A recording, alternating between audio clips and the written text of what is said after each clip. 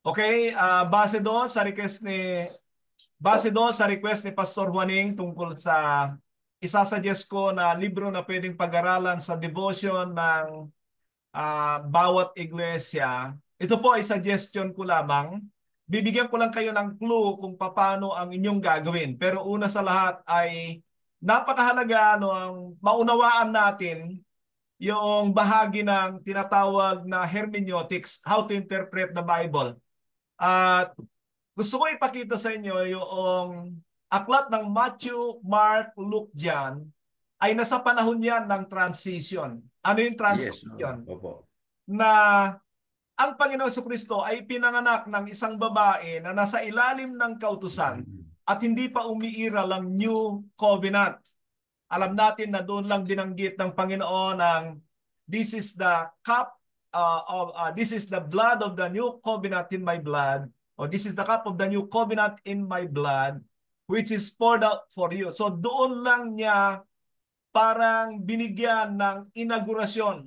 Hindi pa natutupad talaga pero ipinapakita na ng Panginoon na darating yung New Covenant. At alam natin na ito ay nangyari sa Aklat ng Gawa, Kabanata 2.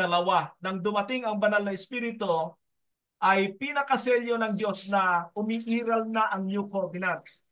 Ang Panginoon ay nasa langit na at diyan lang umiral talaga ang New Covenant. Ulitin ko, ang selyo niyan ay ang Banal na Espiritu. So sa Matthew, Mark, Luke diyan ay ang Panginoon ay kailangan magpasakop sa kautusan. Kasi bilang tao, nagkatawang tao, na kailangan ng sundin yun kasi hindi pa naman siya under ng New Covenant. Pero ang essence o diwa ng New Covenant, ang pinaka sandata ng Panginoon para hindi magkasala sa old. At alam naman natin na during the time na dumating sa kanya ang banal na espiritu, ay talagang yun yung tulong na later on ay alam niya na hindi kaya ng sino mang mananampalataya na din ang new covenant maliban na sa kanya ang espiritu ng Diyos. Kaya babalik na naman tayo sa katotohanan na napakahalaga ng genuine regeneration, magtataglay ang mananampalataya ng Espiritu ng Diyos dahil yun ang tulong nila. Yan nga ang pinahintay ng Panginoon sa mga alagad na dumating sa kanila bago pa sila gumawa ng anumang bagay sa ministeryo. So makikita natin. At para ang banal na espiritu ay matanggap naman ng mga mananampalataya ay dapat tamang ibanghelyo ang kanilang mapakinggan. Kaya nga Yes, opo. sumpain ang sinumang mangaral ng ibang mabuting balita kasi hindi naman yon papatnubayan ng banal Yes, na opo. espiritu. Malinaw ang sabi niya sa Efeso 1:13-14. Ganito. Efeso 1:13-14. Sabi ni Pablo sa mga taga-Ephesus, Efeso or Ephesus, and you were also included in Christ when you heard the message of truth. Nung napakinggan nyo ang mensahe ng katotohanan, the gospel of your salvation, sabi niya, when you believe. Tandaan natin, pagka sinabing when you believe, ay yan na yan. Alam natin na ang believe na ito, when you believe the gospel, ay kakambal niyan ang pagsisisi at pagpapabautismo. Kaya para hindi magkakontra yung sinabi ng Panginoon sa Mark 16:16, he who believes and is baptized, makikita nyo yung pagkakambal ng believe and is baptized, at yung sinabi ni Pedro na repent and be baptized, ay makikita natin kapag ka binabanggit ng Biblia sa New Testament ang believe, lalo na sa baguhan, ano po. Pagka binabanggit ito yung believe, ay kakambal niyan ang repentance and baptism. Ang problema ng marami ay hinihiwalay nila yan. Hindi yan pwede. Talagang magkakambal yang tatlong yan bilang tugon sa Ebanghelyo. Believe, repent, be baptized so that you will receive the Holy Spirit. Yan po talaga ang order niyan. Kaya malamang ay sasabihin ng iba, Pastor, bakit nung tinanong nung jailer si Paul, nang sabi niya, what must I do to inherit the kingdom of God? Ang sagot ni Pablo ay, believe in the Lord Jesus Christ. Pero kung titingnan natin, ay pagkatapos ng sabihin ito, ay pumunta si Pablo at saka si Silas sa bahay nitong taong ito, ng jailer na ito, kinausap ang buong pamilya at later on ay nagpabautismo sila. And umalis si Pablo na puno-puno sila ng kagalakan at ako'y naniniwala that was the joy of the Holy Spirit. The Spirit is the Spirit of joy. Ang punto ko diyan ay pinapakita ko sa inyo na magkakasama talaga ang tatlong yan. So hindi man instant, merong proseso kasi halimbawa pag ikaw ay magbautismo, talagang magpe-prepare ka ng tubig. Pero kailangan ay magkakakambal yan as a response to the gospel, the true gospel, believe, repent, be baptized. Pag yan ay nakita ng Diyos na tama, mangyayari yung sinabi ni Pedro sa Aklat ng Gawa, Acts chapter 15, verses 7 and 8. Ano sabi ni Pedro rito sa Acts chapter 15? Ganito po ang sabi nila. 7 and 8. And when there had been much disputing, Peter rose up and said unto them, King James po ito, King James, men and brethren, you know how that a good while ago God made a choice among us. Sabi niya sa mga Hudyo, that the Gentiles by my mouth should hear the word of the gospel and believe. So sinasabi niya yung kanyang mga pangangaral. Sabi ng 8, and God which knoweth the heart bear them witness, giving them the Holy Ghost even as He did to us.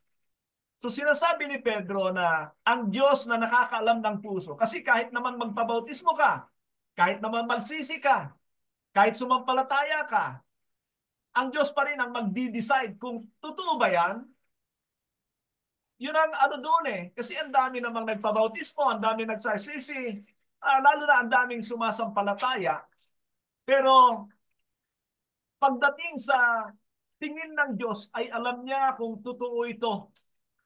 Alam niya kung tama ito. Marami akong, ang hirap na sabihin ito, pero nakikita ko talaga na sa mga totoong, ito, my own judgment ito. At siguro naman, katulad ni Paul, I have the Spirit of God. Siyempre, aangkinin ko yun. Pero, pag wala talagang yung paghahanap sa Diyos, ay bigla na lang instant. Akala niya ay, well, maganda ito. Pagkakataon ko na ito. Magkakaroon na lang. O kaya ay, ang narinig niyang ebanghelyo, ay katugunan si Kristo sa mga pangangailangan sa mundong ito, kalusugan. Alam niyo, hindi talaga yung, ang ebanghelyo kasi, ang unang-unang target niyan sa buhay ng tao ay kasalanan. Call Him Jesus because He will save His people from their sin. Yun talaga ang goal, kasalanan. Kaya, bago yung mga healing, bago yung mga katugunan ng pangangailangan, kapayapaan, ay kasalanan muna. Kasi pag hindi yan nalinis, ay baka hindi yan dapuan ng banal na espiritu. So, ang point ko dyan ay, ba't ako napunta ron? Ang layo na yata. It's about the importance of the true gospel so that they may receive the Holy Spirit. Now, so ang Matthew, Mark, Luke dyan is a transition, pero ini-introduce na ng Panginoon ang mga batas because sa Old Testament, ang daming mga hula tungkol sa Kanya, na siya ay magiging tagapagbigay ng batas sa New Covenant. Deuteronomy chapter 18, I think 17, I will raise up a man like you, Moses, sabi niya, that will speak to my people. And later on sa chapter 3 ng Gawa ay sinasabi ni Pedro na si Jesus ang tinutukoy na tagapagbigay ng batas. Yon uh,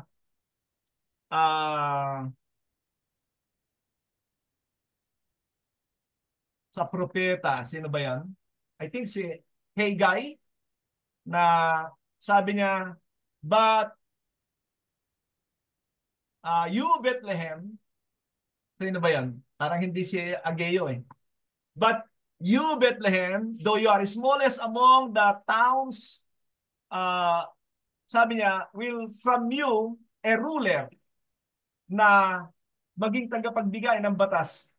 At kung maalala nyo, nung hinahanap kung saan ipinanganak ang Mesyas ng mga pantas, ay sabi ng mga sumagot na mga Pariseo, sa Bethlehem po ng Judea sapagkat ito ang nahuhula. Alam nila yung hula pero hindi na sila interesado doon sa katuparan ng kapanganakan ng Mesyas. Hindi katulad ng mga pantas. Ang point ko diyan ay pinapakita ko sa inyo na si Kristo ay siyang talagang tagapagbigay ng batas sa New Covenant at diretsahan na sinabi ito sa Hebrews chapter 1.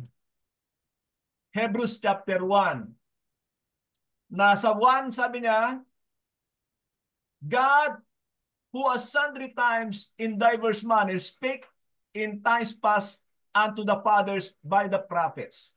Nagsalita sa atin ang ating Ama sa nakaraan sa pamamagitan ng mga magulang at sa mga propeta. Magulang natin at sa mga propeta. Sabi niya, verse 2, hath in these last days is spoken to us by His Son. Ngunit ngayong mga huling araw na ito, kaya yung huling araw para sa akin ay nagpasimula sa panahon ng Panginoon at sa pagdating ng Banal na Espiritu. They are part of the last days. Ang kinaroroonan natin talaga ngayon ay tinatawag kong birth pains. Yung talagang sunod-sunod na ang parang paghilab ng sakit ng tiyan ng babaeng manganganak. Pero ang last days talaga nagpasimula sa panahon ng Panginoon. Nasabi ng Biblia, in these last days is spoken to us by His Son. So, nandiyan na yung mga batas ng karya ng Diyos, mga provision ng New Covenant sa mga salita ni Kristo, pero hindi yan napansin ng marami. But anyway, so yan ang naganap ang transition diyan at nangyari ang full-blown New Covenant nang dumating ang Banal na Espiritu sa kanyang iglesia sa Acts chapter 2. Ngayon tungkol po doon sa ano ay sasuggest mo sa amin, Pastor, na book na maaari namin pag-aralan with leaders. I think the best dyan ay ang aklat ng, actually una bago ko sabihin sa inyo, lahat naman yan ay lalo na pagdating ng Acts chapter 2, lahat yan ay bahagi na talaga, umiiral na ang New Covenant dahil umakyat na sa langit ang Panginoon at doon sa templo na hindi gawa ng mga kamay ng tao, ay in-execute niya na yung covenant by offering His blood at dumating ang Banal na Espiritu as a sign, as a seal, na tinanggap na ng Diyos ang tipan sa pamamagitan ni Kristo. So umiiral na ang New Covenant. Kaya lahat ng churches diyan na ipinaplant ng mga apostol, talagang New Covenant yan. Walang church na halo-halo covenant. Alam na nila, fully aware na sila dahil ang Banal na Espiritu ang magtuturo sa inyo, sabi ng Panginoon sa chapter 16 ng John, He will teach you about all things. He will remind you about all things. At yan ang taglay ng mga alagad. They have the Spirit of God. Fully aware sila sa pagbabago ng Old and New Covenant. Pero, kung papansinin ninyo, nang si Pablo ay nagkaroon ng base sa Antioquia, at sa chapter 15 ng Aklat ng Gawa, ay merong mga gumugulo sa kanila. Ano itong mga ito? Mga Judaismo. Ano itong mga Judaismo? Insistent sila na dapat maging mga Kristiyano ay pairali ng mga batas ni Moises. Insist yun. Hindi yan, pinag-usapan nila yan doon sa chapter 15. Hindi pwede yan. Naging alipin ang mga magulang natin dahil sa mga batas ni Moises, hindi sila lumaya sa kasalanan. Bakit natin ipapapasan sa mga taong ito, mga hentil na na-convert, ang hindi nakayanan ng mga Hudyo? So alam na alam nila na hindi dapat paghalu-haluin yan eh. Ang New Covenant ay New Covenant, hindi mo dapat isama yung Mosaic Covenant o yung mga provisions ng Mosaic Covenant. Yan ang pagpapaliwanag diyan. So, aware sila.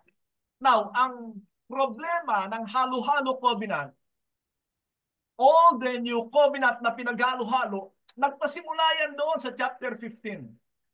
Bakit? Kasi kung titingnan ninyo, may mga pariseo, mga tinatawag na priest. Siyempre, mga ano yan, mga pariseo yan na convert pero hindi naupo sa paanan ng mga apostol. Ulitin ko yan, ang ganda nun. May mga na-convert, kahit kung titingnan ninyo doon sa chapter 3, chapter 6, and sa chapter 14, marami talagang na-convert na mga saserdote. Pero ang problema naman ito, kasi inaakala nila na alam na nila yung kanilang gagawin, hindi naupo sa paanan ng mga apostol. At ano ang kanilang mga tinuturo? Hinahalo nila yung Mosaic Covenant sa Kristyanismo. At yan ang problema ng churches na sinesettle ng mga apostol. Kahit saan nyo tignan ang mga sinulat ni Pablo, ni Pedro, ng mga ibang apostol, talagang ang problema from the very beginning ay hinahalo-halo ang provision ng Old Covenant sa New Covenant.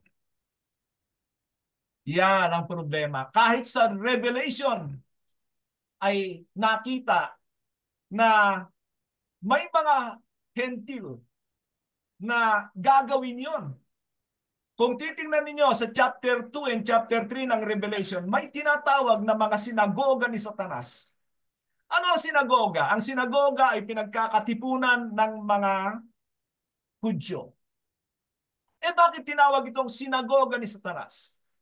Ang interpretation ko diyan ay sapagkat itong mga nagkukunwarong Hudyo, hindi naman sila Hudyo, hentil sila, ini-insist yung mga provision ng old.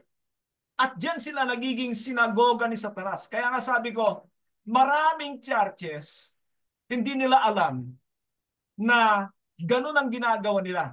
Once na ginagawa mong batas sa Church ni Cristo, ang mga provision ng Old Covenant, maaari kang tawagin ng Diyos na sinagoga ni Satanas. Nagkukunwari kang Hudyo. Hindi pwedeng paghalu-haluin yan. Ang bigat nitong sinasabi ko sa inyo, mga kapatid, pero hindi pwedeng hindi bigyan ng pansin ang mga ito.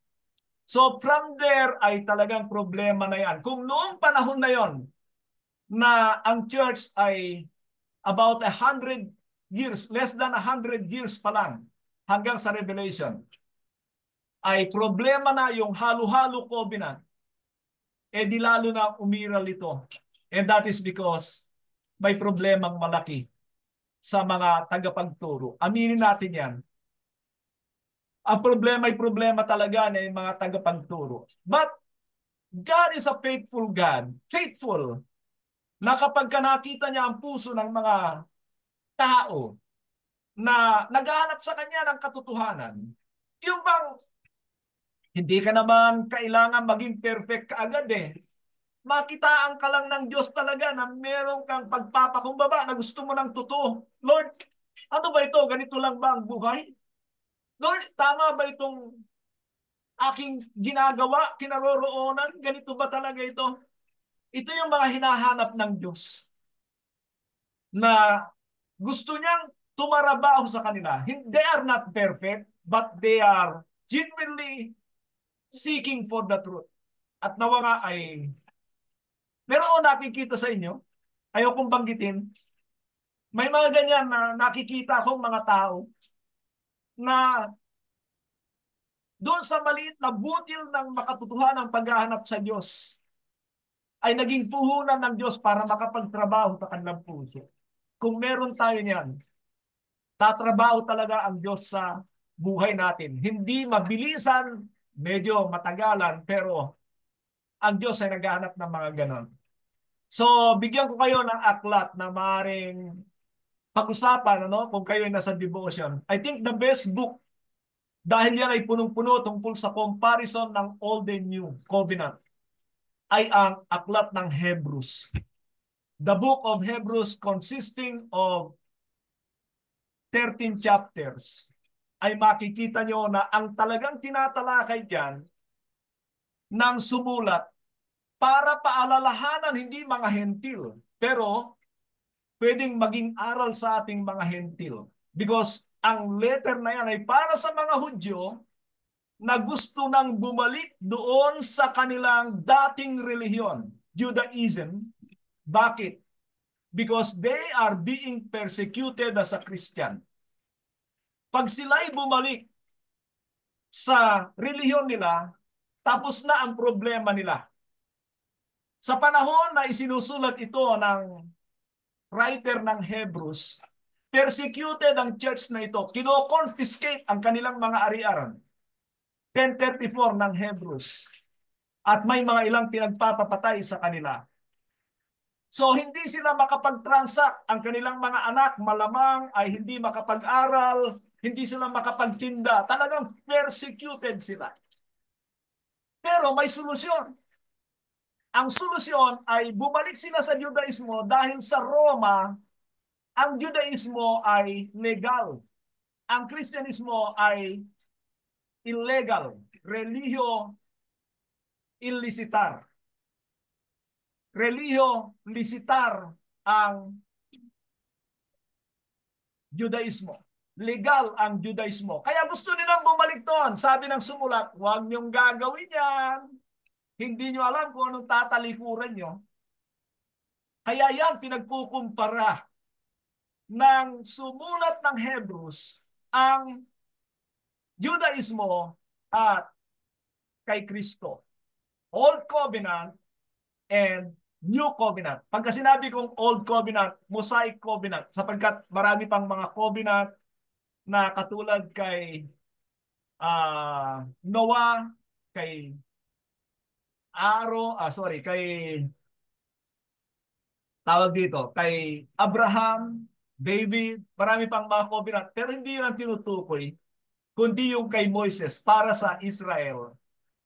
At yan ang magkakontra na covenant sa Biblia, Mosaic Covenant and Messianic Covenant. So, uh, yan ang maaari niyong pag-usapan. Tingnan natin ito, mga kapatid. Anong nakikita nyo sa sinasabi ng sumulat dito. Pero bigyan nyo rin sila ng clue para magkaroon sila ng idea. Sa tingin ko, the best talaga na magpapasaya sa inyo. Pag ipinapakita na sa inyo ng Panginoon ang malaking kaibahan ng Old and New Covenant at i-avoid ninyo yung alok ng Old ay kapag nakita nyo ang katotohanan ito. Pagpalain po tayo ng ating dakilang Ama, naway patuloy tayong tulungan sa ating pagpupursige na maunawaan ng New Covenant. Pero sabi ko nga, mapalad ang mga member ng churches na ang pastor ay nag-uumpisa o talagang nagpupursige na unawain ang New Covenant. At ang New Covenant o ang tipan ng Diyos ay pinapaunawa ng Diyos doon sa mga may takot sa Kanya ng totoo. Psalm 25:14. Yan ay hindi kayang tignan ng tao pero ang resulta niya ay makikita. Kapag ang pastor may takot sa Diyos na totoo, ay unti-unti ipapaunawa sa kanya ng Diyos ang New Covenant. Pero yung mga magagaling sa mundong ito, hindi nila kailangan ito. magpupursige sila doon sa inaakala nila na maganda at tama na ang goal ay mga bagay sa mundong ito. But the new covenant ay itinutunya tayo sa eternity. Mga bagay na pangwalang hanggan na nahigit na nakakalamang sa mga pangako ng Old Covenant. Purihin po ang ating dakilang Ama. Magandang araw po sa inyong lahat.